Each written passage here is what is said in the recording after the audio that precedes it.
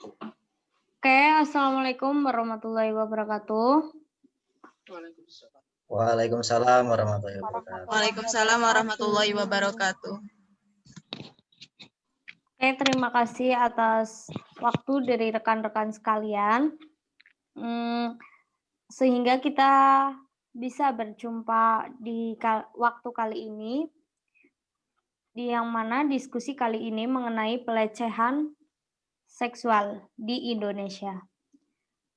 Bukan aib lagi di Indonesia ini, pelecehan seksual dari tahun ke tahun selalu meningkat, yang mana yang menjadi korban ialah perempuan. Mayoritas ialah perempuan. Seperti halnya kasus pelecehan seksual yang menjadi korbannya mahasiswi UI yang dilecehkan oleh mahasiswa UI. Pada kasus tersebut, korban mahasiswi UI cenderung disalahkan.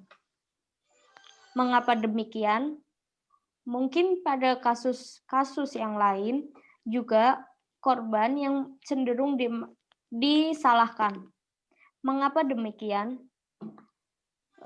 Saya ingin mendengar suara tanggapan yang pertama dari Mbak Faik mengenai kasus tersebut dan mengapa demikian yang disalahkan malah korbannya. Oke, silakan Mbak Faik. Baik, terima kasih. Yang pertama, tanggapan saya mengenai hal tersebut ya, jika masyarakat memang terakhir ini sering menyalahkan perempuannya dengan berbagai alasan seperti ya Anda memakai baju yang minim, Anda pulang alam sendirian, melebihi jam malam seperti itu. Tapi memang di sini kita lihat fakta bahwa yang terkena harassment, social harassment dan pelecehan seksual tidak hanya mereka yang berpakaian minim, seperti yang tertera di kasus UI tersebut. Bahkan mereka yang berhijab, bercelana panjang, itu selalu pernah pelecehan seksual ini. Jadi alasan kuno jika yang mengatakan bahwa perempuan salah di pihak ini. Bahkan memang yang bercadar terkena, yang berhijab pun terkena, yang bercelana panjang pun terkena. Ini tidak hanya mengenai bagian perempuan saja, tapi semua kalangan perempuan bisa saja terkena. Itu pendapat awal dari saya. Oke, terima kasih atas tanggapan dari Mbak Faik. Oke, selanjutnya kita dengar tanggapan atau suara selanjutnya dari Mas Aji. Silakan Mas Aji untuk menyuarakan tanggapannya. Oke, terima kasih atas kesempatan ini. Izin berpendapat tentang kasus tadi ya. Memang betul sudah disampaikan oleh Mbak Faik, sexual harassment atau pelecehan tidak hanya dialami oleh si perempuan yang notabene tadi kasus yang ada di UI tersebut korban menggunakan pakaian yang minim. Tapi ya benar, bukan hanya masalah pakaian, yang berkadar, yang berkerudung, yang berpakaian tertutup mungkin bisa alami tindak pelecehan. Namun dalam kasus mahasiswi UI ini, seperti yang dijelaskan oleh satpamnya, bahwa pakaian tersebutlah yang mungkin menjadi faktor si wanita ini bisa mengalami pelecehan seksual. Nah, mungkin di pakaian inilah si mahasiswa atau pelaku memiliki niat lebih setelah melihat tanda kutip dari si korban. Nah, maka dari itu letak yang sensitifnya menggunakan pakaian yang bisa dibilang minim ya, gitu.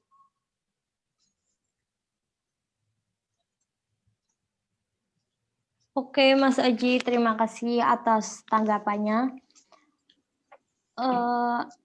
Oke, langsung lanjut lagi saja. Untuk tanggapan yang selanjutnya akan disampaikan oleh Mbak Uyun. Silakan Mbak Uyun untuk menyuarakan tanggapannya. Terima kasih Mbak Masna. Kalau saya sendiri setuju sih sama Mbak Faik tadi. Nggak harus apa ya, cewek itu pakai pakaian apa aja juga bisa kena kan. Terus kalau selamanya yang tadi Mas Aji bilang, kalau faktor dari apa yang diterima oleh korban yang karena emang pakaiannya yang minim, terus mengundang hasad dari laki-lakinya, berarti laki-lakinya aja dong yang nggak bisa menghargai seorang cewek gitu kan. Terus kalau selamanya korbannya udah korban terus disalahin kan nggak adil dong, dia udah dapat sisi negatifnya dari mentalnya udah kena, terus abis itu kok malah disalahin juga, kan nggak adil. Gitu aja sih dari saya. Iya, memang sangat miris akan keadaan tersebut. Namun kenyataannya inilah yang terjadi. Oke, terima kasih Mbak Uyun atas tanggapannya. Kemudian kita dengarkan lagi tanggapan mengenai kasus tersebut dari rekan kita, Mbak Pepi. Silakan Mbak Pepi untuk menyuarakan tanggapannya. Terima kasih atas waktunya teman-teman semua. Sebenarnya kalau dilihat kasus pelecehan seksual itu bukan hanya yang terjadi di UI saja ya, tapi banyak kasus malah dari SD, dari TK, dari balita, itu mereka pun bisa mengalami kasus pelecehan seksual, yang mana pelecehan seksual itu bisa sampai mereka dewasa pun ini tidak bisa diungkapkan. Entah kenapa ya, seorang yang sudah terkena pelecehan seksual itu mereka cenderung tertutup dan enggan menceritakan semua permasalahannya. Ya itu masih untung yang kasus yang di UI itu si mbaknya masih berani ngomong ke Satam yang ada di situ. Tapi sayangnya ya si Satam responnya kurang ya dalam menanggapi hal tersebut. Itu sangat disayangkan sih, karena sekecil apapun kalau hal tersebut sudah ada di, apalagi ini lingkup kampus, itu menurut saya ya salah. Ada benarnya juga ketika seorang perempuan memakai mungkin pakaian-pakaian yang minim kayak gitu, itu juga bisa bisa merangsang seorang lelaki untuk melakukan perlakuan yang tidak senonoh atau lebih ke ya tanda kutip pelecehan seksual. Gimana ya? Kalau pembahasan tentang pelecehan seksual ini lebih ke psikologinya sih, ke psikologi korban. Ini memang lebih banyak itu korban itu memendam sampai mereka itu, bahkan ada kasusnya yang ini contoh yang di YouTube-nya Grite itu ada, dia itu korban pelecehan seksual dari umur 6 tahun. Dia baru bisa mengungkapkan bahwa dia sebagai korban pelecehan seksual sudah berapa kali, 5 kali kalau nggak salah, itu di umurnya yang ke-21 tahun setelah dia menikah atau setelah dia ada keluarga baru lah, menempuh keluarga baru, itu baru diungkapkan di situ.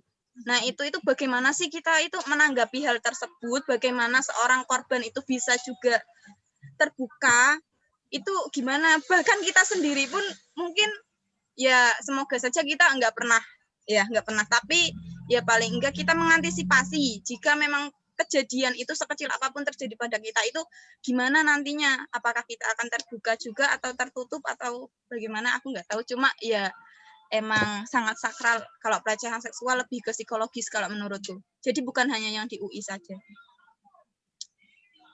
Mungkin itu dari teman-teman. Saya kembalikan lagi ke Mbak Masna.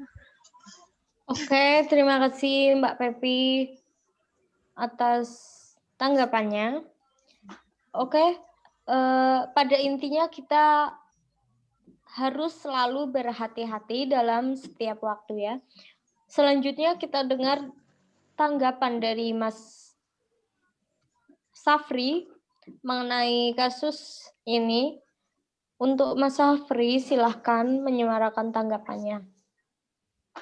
Baik, terima kasih, Pak.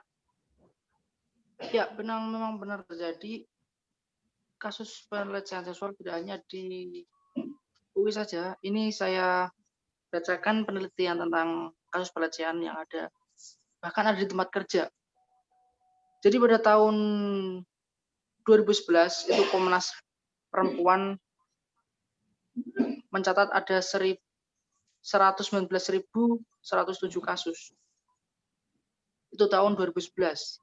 Itu banyak sekali. Jadi memang setiap tahun itu akan selalu meningkat dan bahkan itu sampai terakhir yang sekarang dibahas adalah kasus pelecehan seksual di UI. Memang seharusnya itu perempuan berani mengungkapkan apa yang dirasakan oleh dirinya sendiri. Saya juga pernah, seperti yang dikatakan Mbak Pepe tadi, saya juga pernah melihat di podcastnya Grite. Itu memang apa yang dilakukan oleh yang terjadi pada perempuan itu memang mengancamnya ke psikologinya sih.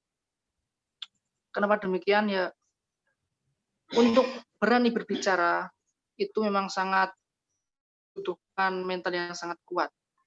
Karena kebanyakan apabila perempuan sudah dilecehkan akan diancam oleh yang laki-lakinya seperti itu. Mungkin dengan cara ancaman seperti videonya akan disebar atau gimana. Nah, memang seharusnya pelecehan itu tidak, maaf, saya ulangi. Memang seharusnya yang menjaga itu adalah yang laki-laki ya. Kenapa demikian? Karena sudah sering terjadi. Tadi ada yang bilang mungkin dengan pakaiannya yang feminim atau yang gimana yang sehingga bisa membuat laki-laki itu tertarik. Tapi pada kenyataannya yang perempuan tertutup juga banyak yang korban untuk kekerasan, bukan kekerasan, pelecehan seksual seperti di tempat umum, di bis atau di mana seperti itu. Ya itu sih yang mungkin dapat saya sampaikan. Mungkin dari teman-teman ada lagi, silahkan. Izin menanggapi.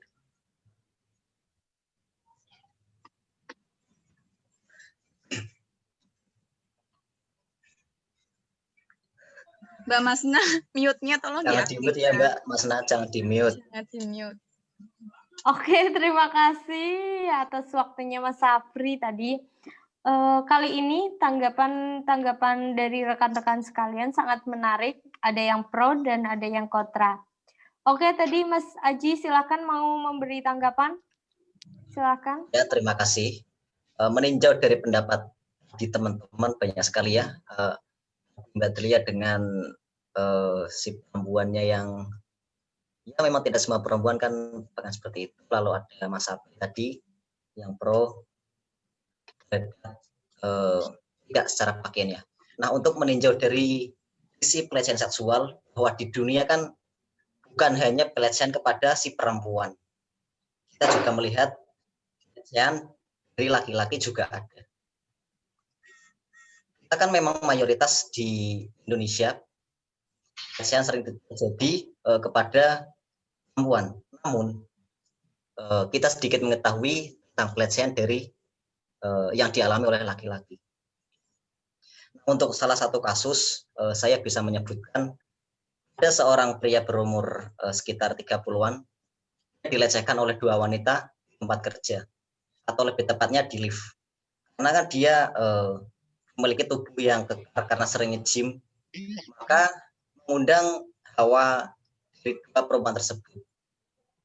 Lift dia dilecehkan dengan menempelkan bagian tubuhnya ke si dia laki-laki ini. Nah, ini contoh kasus pelecehan yang dialami oleh seorang laki-laki.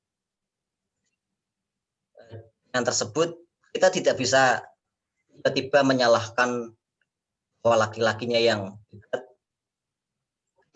lihat dari satu-satu kasus si pelaku tidak selamanya salah, bukan terkadang juga salah. Namun dari sisi perempuan, sisi laki-laki pasti ada hal yang janggal untuk diketahui.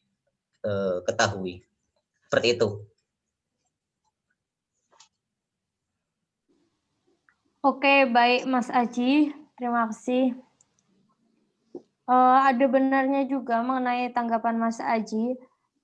Mungkin ada yang kurang setuju atau kurang bisa menerima tanggapan dari Mas Aji. Silahkan untuk yang ingin menyuarakan tanggapannya mengenai tanggapan yang bertentangan dengan tanggapan Mas Aji tadi. Ya, silakan.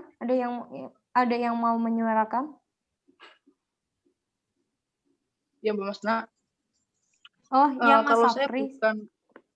bukan bertentangan sih. Ya, hanya ingin menyampaikan saja kali.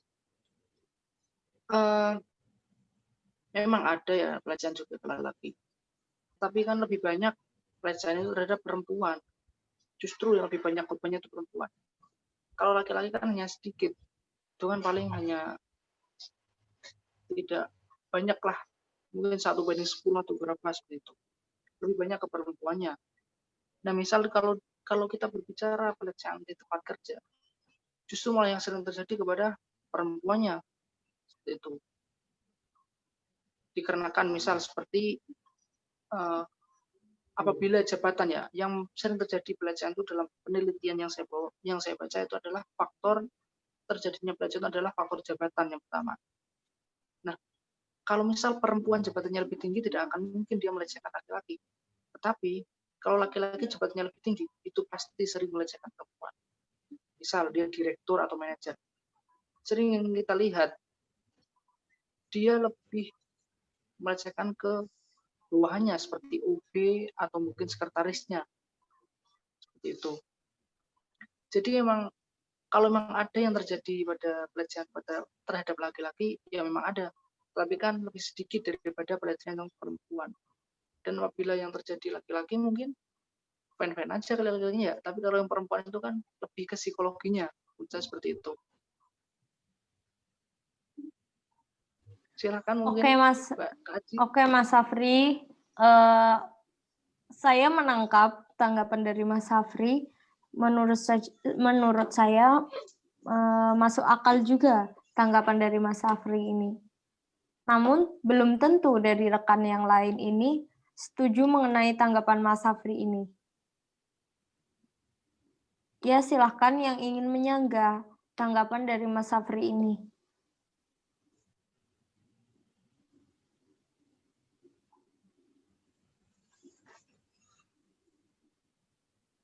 Mbak Mas boleh bertanya ini untuk tanggapan kontra atau boleh saja dari pro atau kontra ya? Ya. Ya, silakan Mbak Faik dari pro atau kontra mengenai tanggapan dari Mas Safri ini. Di sini saya boleh mengambil sebuah garis besar ya di apa yang teman diperdebatkan. Mungkin ada beberapa teman-teman lagi yang ingin menambahkan, silakan. Jadi yang disampaikan Mas Aji tadi mengenai ternyata nggak cuma perempuan yang dilecehkan, laki-laki pun iya. Lalu dengan Mbak Pia mengatakan bahwa platform untuk menyalurkan aspirasi perempuan tentang pelecehan seksual itu masih minim. Kan saya mau menanti dari Mas Aji dulu. Ya, saya mengakui bahwa memang laki-laki juga dilecehkan. Mungkin teman jarang mendengar hal ini ya, karena memang kasusnya jarang dikuak gitu. Tidak seperti pelecehan perempuan ada kasus sedikit, wow gitu. Padahal perempuan maupun laki sama-sama mendapat efek psikologis yang sama. Dan yang jurnal saya pernah baca dan dari YouTube salah satu influencer mengatakan bahwa memang laki-laki itu mengalami pelecehan seksual pada mereka usia remaja atau udah masih kecil, bahkan kecil. Dan ini mereka tidak mengatakan kepada orang tuanya, kepada orang terdekat pun. Itu kasusnya memang lebih parah dibanding perempuan. Dan efeknya menimbulkan laki ini menjadi yang pendiam, penakut, dan minder. Itu yang saya baca. Berarti dari dua ini memang ada sebuah keprihatinan tersendiri gitu, bagaimana perempuan saat dilecehkan masyarakat menganggapnya perempuan itu tidak menjaga diri, dan laki-laki yang dilecehkan mereka juga belum bisa bersuara karena standar di masyarakat yang mengatakan bahwa laki-laki harus kuat, laki tidak boleh menangis, laki-laki tidak boleh banyak bicara, laki-laki kita dibebani oleh keputusan dari masyarakat menurut saya. Jadi terlepas di tanggap teman-teman yang mungkin memang ada yang berseberang. Ini garis besarnya yang saya dapat memang dua kasus ini sama-sama memprihatinkan gitu.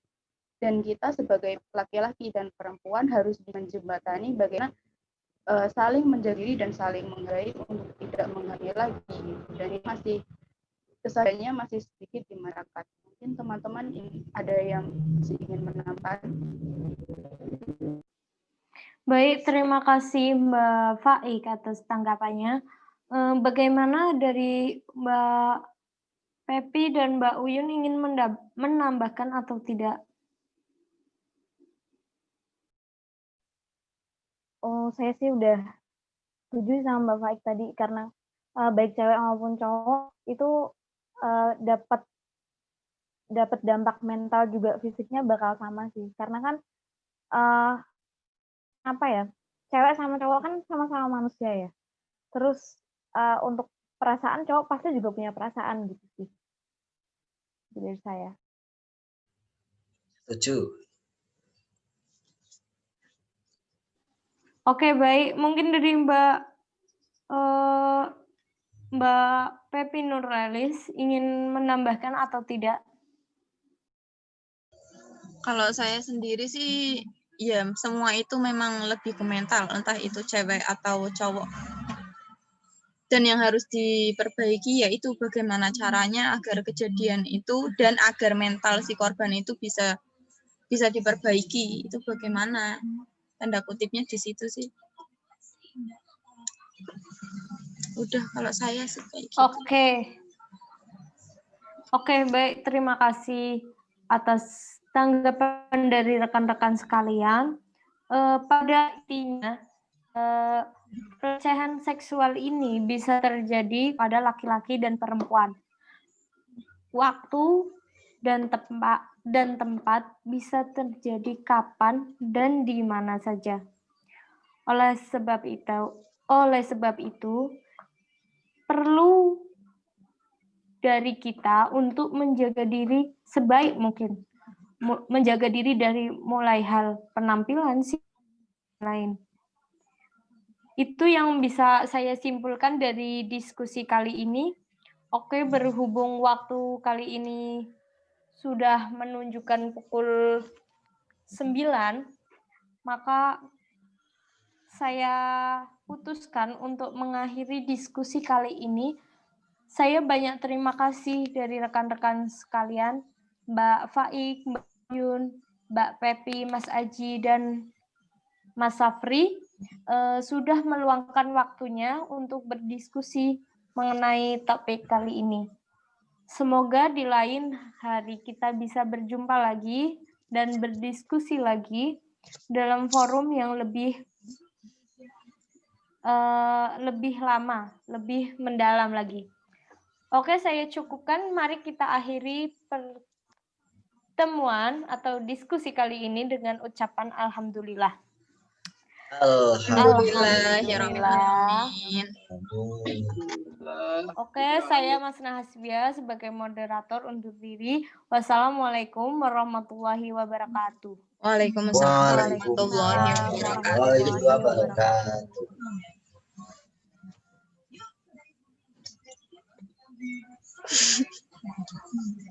Terima kasih teman-teman. Kita akhiri. Wes, aku live yo. Ngomong sih.